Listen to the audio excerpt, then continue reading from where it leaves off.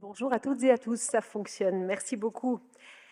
Monsieur le Président de la Fondation Droit Animal, Madame la Vice-présidente, chère Laurence, Mesdames et Messieurs, merci beaucoup pour votre présence en nombre pour cet après-midi. J'ai donc la lourde tâche de vous entretenir pendant quelques minutes à cette heure la plus digestive de bien-être animal. Donc j'espère réussir à vous tenir en haleine durant mon intervention.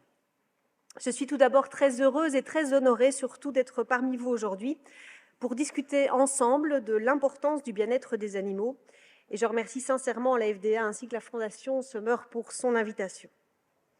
Nous avançons en Wallonie sur différentes législations pour améliorer le bien-être des animaux concrètement sur le terrain. Nous soutenons les refuges pour animaux, les collectivités locales, les différentes études en la matière. J'aurai l'occasion d'y revenir. Tout cela est évidemment indispensable. Mais il est également crucial, et c'est l'objet du colloque d'aujourd'hui, d'agir en matière de sensibilisation aux droits des animaux, et ce, dès le plus jeune âge. C'est d'autant plus important dans une société où nous sommes parfois, ou souvent même, trop déconnectés des animaux. Je me permets d'ailleurs de vous partager un souvenir personnel. Comme beaucoup d'entre vous, sans doute, j'ai grandi dans un village et lorsque j'étais enfant, je passais régulièrement devant une ferme, un élevage bovin. Été comme hiver, les animaux étaient enfermés à l'intérieur de cet élevage. Cela m'a toujours beaucoup touchée. Évidemment, il ne s'agit pas d'une généralité, mais d'une réalité très concrète à laquelle j'ai été confrontée. Et lorsque je repense à la situation de ces animaux et à la déclaration des droits de l'animal que vous avez proposée, ou encore au code du bien-être animal que nous avons développé en Wallonie, cette situation peut évidemment poser un certain nombre de questions. Le bien-être physiologique, comportemental de ces animaux était-il assuré? Leur a-t-on évité toute souffrance, toute angoisse inutile? A-t-on respecté ces vaches en tant qu'êtres sensibles? Malheureusement, à l'époque, la question du bien-être animal n'était pas abordée en tant que telle dans nos écoles. Il n'existait pas d'ailleurs d'espace réellement pour permettre aux plus jeunes d'être sensibilisés aux besoins éthologiques des animaux ou de se forger un esprit critique sur les relations que notre société entretient avec ceux-ci. Or, bien sûr, les enfants, qui sont aussi des animaux, sont les adultes de demain. Celles et ceux qui nous permettront, je l'espère, d'entretenir une relation au vivant que nous souhaitons plus équilibrée, plus juste, plus digne aussi, et plus respectueuse. Je suis donc convaincue que le rapport aux animaux est un levier puissant pour réfléchir et améliorer plus largement notre relation au vivant. Les animaux, vous le savez, ne sont pas des objets de consommation. On n'achète pas un chiot ou un hamster comme on achète un t-shirt ou comme on achète un café à la gare le matin. Cela nous paraît logique et je ne doute pas évidemment que ça le soit, en particulier pour vous qui êtes présents ici, qui témoignez de votre sensibilité en la matière. Mais malheureusement, nous constatons encore trop souvent des abandons, des négligences, voire des maltraitances liées à des achats impulsifs d'animaux. À titre d'exemple, en Wallonie, en 2022, les refuges ont accueilli 4 000 chiens abandonnés, 12 000 chats errants. Notre administration et notre police wallonne en matière de bien-être animal saisit également plusieurs centaines d'animaux chaque année pour des faits de maltraitance, chiens, chats, mais aussi reptiles, oiseaux, chevaux, vaches, etc. Le travail de terrain est donc conséquent pour lutter ensemble contre cette maltraitance animale. Il était donc indispensable de prendre des mesures pour améliorer cette relation aux animaux, être davantage à la hauteur de notre tâche, mieux les comprendre et mieux les respecter. Alors, Monsieur le Président a rappelé que nous avions en Wallonie, ainsi qu'ailleurs en Belgique, un ministère du bien-être animal. Nous en sommes très fiers.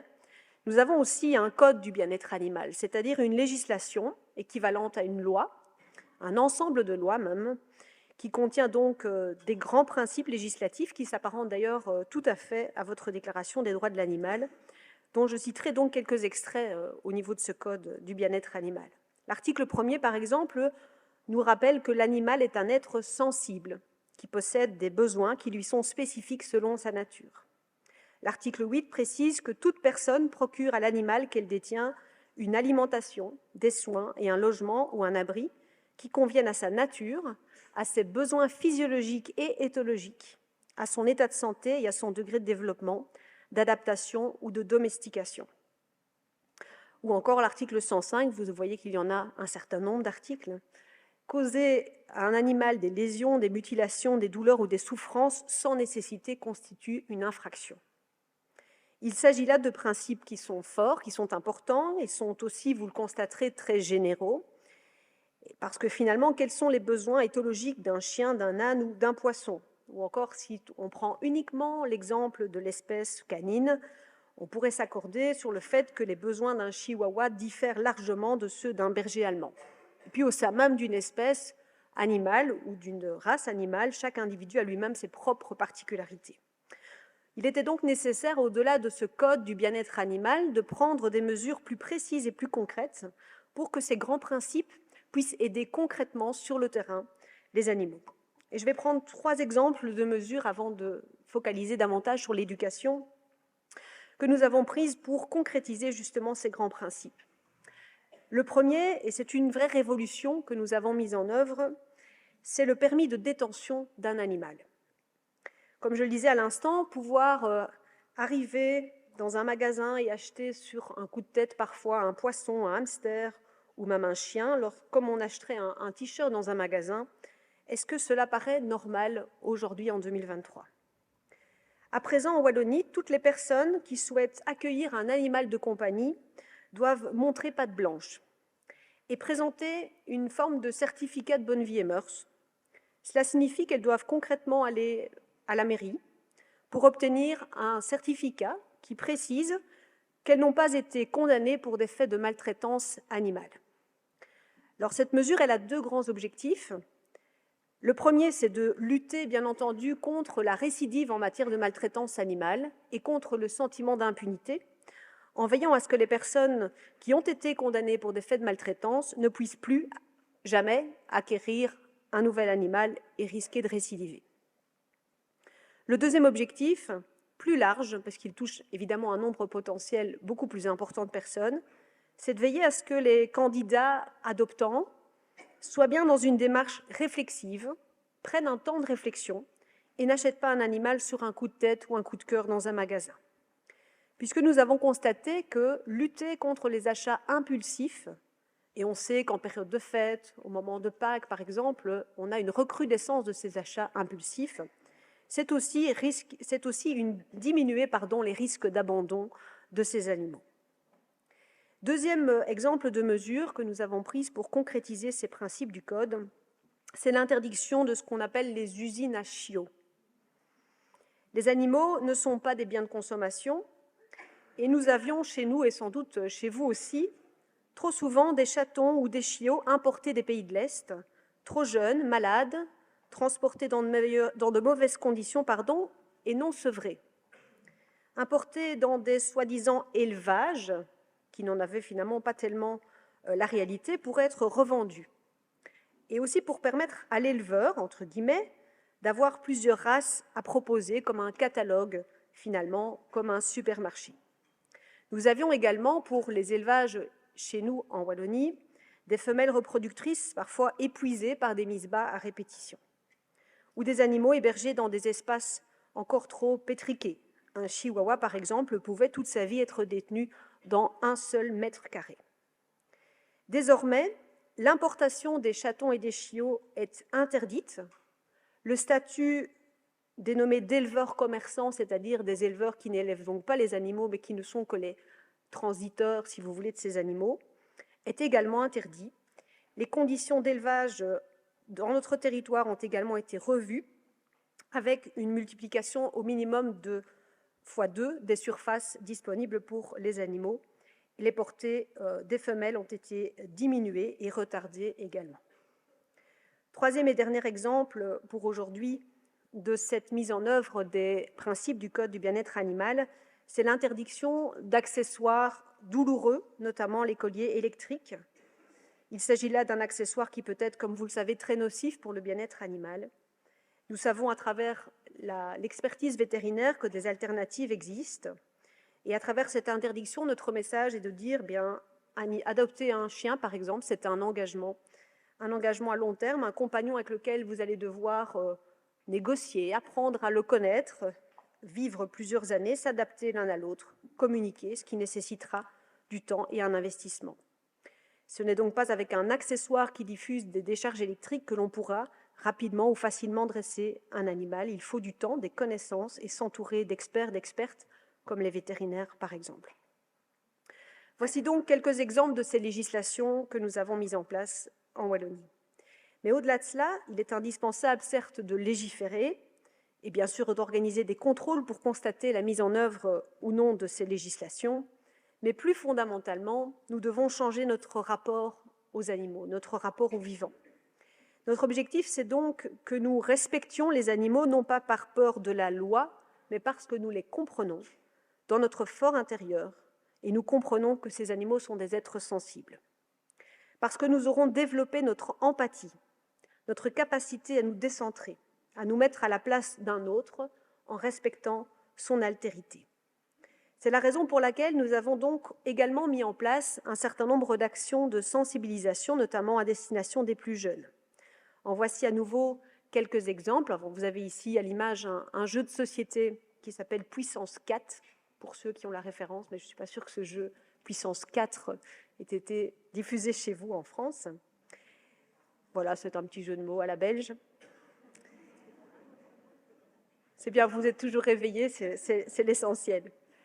Un autre exemple que nous avons soutenu, qui vise donc plus globalement cet objectif de travailler notre rapport aux animaux dans ses différentes dimensions, c'est l'outil pédagogique Refuge et Tableau Noir. J'en ai un exemplaire ici avec moi, si vous souhaitez le feuilleter.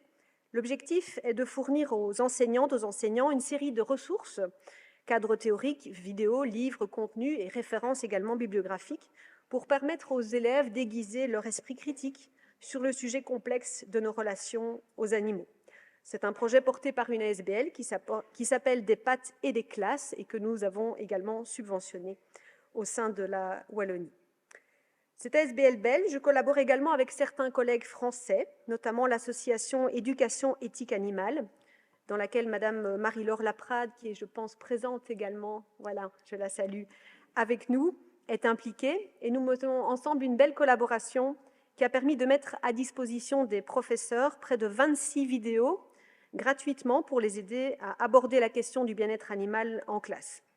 Les aspects liés à la philosophie, à la morale, à la psychologie, au droit, à l'économie, à la sociologie sont également abordés, avec des leçons qui sont clés en main, proposées aux enseignants, ainsi que de nombreux apports théoriques. Et nous sommes vraiment particulièrement heureux et fiers de cette bonne collaboration internationale avec nos amis français. Troisième exemple, le projet PEACE. L'objectif de ce projet, c'est de réaliser des animations dans les écoles avec un chien qui vient concrètement en classe pour apprendre aux enfants à interagir avec ces animaux. Notre relation avec les animaux, elle est évidemment millénaire, en tout cas avec le chien. Elle a évolué, elle est précieuse, mais elle ne coule pas pour autant de source. Nous devons donc apprendre à connaître notre animal, à communiquer avec lui, à décrypter également ses signaux. Le projet PEACE vise donc notamment à réduire les accidents liés aux blessures. On sait que dans la plupart des cas où un enfant est mordu par un chien, par exemple, c'est dû souvent à un comportement inadapté envers l'animal. Donc beaucoup d'accidents pourraient là aussi être évités. Mais au-delà de cette prévention des risques, il y a tout un travail aussi de compréhension des besoins éthologiques qui passe également à travers ce projet. Un quatrième outil, c'est l'outil Pense-Bête, un outil là aussi à destination des enseignants, mais aussi des parents dont l'enfant souhaiterait accueillir un animal. À travers différents quiz sur les poissons, les chiens, les chats, les équidés ou même les poules, l'enfant est amené à se questionner sur les besoins de l'animal, mais aussi les implications d'une telle adoption. De petites vidéos pédagogiques accompagnent cet outil afin de donner des clés de compréhension bien utiles. Tous ces différents outils, nous soutenons évidemment leur diffusion, notamment au sein des communes, donc des collectivités locales, que nous encourageons à utiliser ces outils dans leurs écoles, notamment via un incitant financier dans le cadre d'un régime d'aide aux communes en bien-être animal qui vise aussi la stérilisation, par exemple, des chats errants. Des discussions ont également été entamées avec la ministre en charge de l'enseignement pour rendre ces outils plus structurels au niveau des écoles.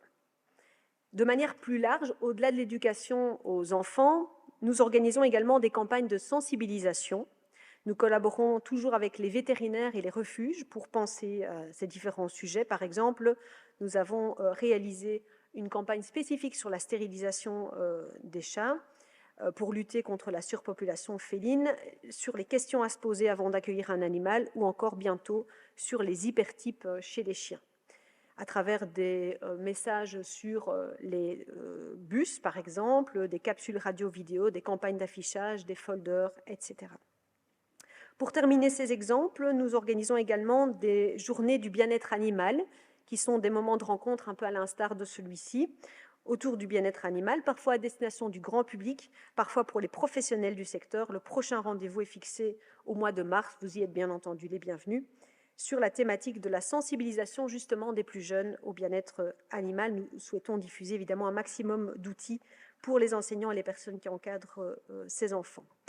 Pour conclure, et je ne serai pas beaucoup plus longue, je suis donc convaincue que nous devons améliorer, vous l'aurez compris, notre relation au vivant.